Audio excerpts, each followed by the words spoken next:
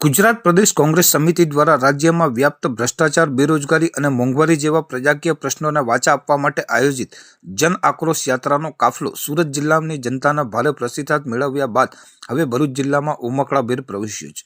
ભરૂચના વાલિયા ખાતે યાત્રાનું ભવ્ય સ્વાગત કરવામાં આવ્યું હતું, જ્યાં આયોજિત જનસભા મોટી સંખ્યામાં સ્થાનિકો અને કાર્યકરો ઉમટી પડ્યા હતા। વાલિયામાં શક્તિ પ્રદર્શન બાદ આ યાત્રા અંકલેશ્વર ઔદ્યોગિક નગરીમાં પહોંચી હતી, જ્યાં કોસંબડી અને વાલિયા ચોકડી જેવા વ્યસ્ત વિસ્તારોમાં કોંગ્રેસના કાર્યકરો દ્વારા ફટાકડા ફોડી અને ફૂલહાર કરી નેતાઓનું અભિવાદન કરવામાં આવ્યું હતું। આ યાત્રામાં પ્રદેશ કોંગ્રેસ પ્રમુખ અમિત ચાવડાની સાથે પૂર્વ કેન્દ્રીય મંત્રી ડોક્ટર તુષાર ચૌધરી, જાણીતા મહિલા નેતા મુમતાઝ પટેલ, જિલ્લા પ્રમુખ રાજેન્દ્રસિંહ રાણા અને શેરખાન પઠાણ સહિતના દિગ્ગજ નેતાઓ જોડાયા હતા, જેમણે ભાજપ સરકારની નીતિઓને આકરી ટીકા કરી હતી।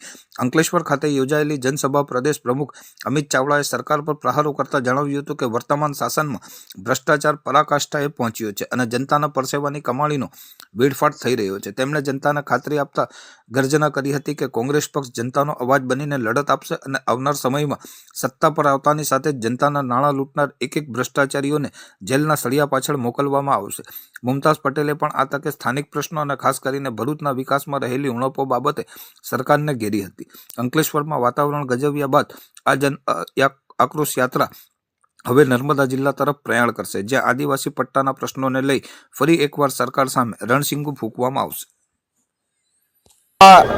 સુરત જિલ્લામાંથી ભ્રમણ કરીને ભરૂચ જિલ્લામાં અંકલેશ્વર ખાતે પહોંચી છે, ત્યારે અંકલેશ્વર નગરપાલિકા વિસ્તારના લોકોએ ખૂબ આક્રોશ સાથે જણાવ્યું કે મોટા પ્રમાણમાં નગરપાલિકા લોકો પાસેથી ટેક્સ ઉઘરાવે છે, એના પ્રમાણમાં સારા રસ્તા નથી, શુદ્ધ પીવાનું પાણી નથી મળતું, ડ્રેનેજ ને વરસાદી પાણીના નિકાલની વ્યવસ્થાઓ યોગ્ય નથી અને સાથે સાથે ભાજપના નેતાઓ, ભાજપના પ્રમુખ અને એના પરિવારના લોકો ખુલ્લેઆમ ભ્રષ્ટાચારના પૈસા માગી રહ્યા છે। એના ઓડિયો વાયરલ થયા, એની સામે આખે લોક આંદોલન ઊભું થયું, તો ભારતીય જનતા પાર્ટીના લોકો શરમાવાને બદલે, લાજવાને બદલે ગાતા હોય એમ કોંગ્રેસના કાર્યકરો પર પોલીસ દ્વારા જુલમ કરવાનો પ્રયત્ન કરે છે।